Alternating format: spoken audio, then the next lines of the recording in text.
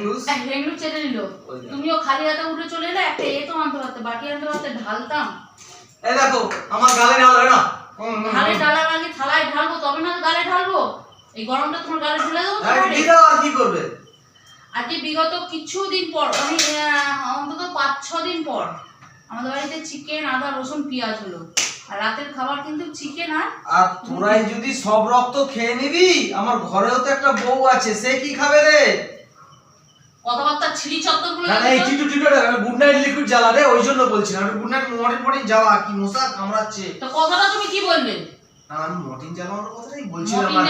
Morning এ তো তুমি কি বললে? ঘরেও তো একটা বউ আছে নাকি রে? ব্যাপারটা তুমি খারাপ মাইন্ডে নিয়ে নিচ্ছ। হ্যাঁ, আমার মাইন্ডটাই খারাপ ছিল, খারাপ মাইন্ডে নিলাম।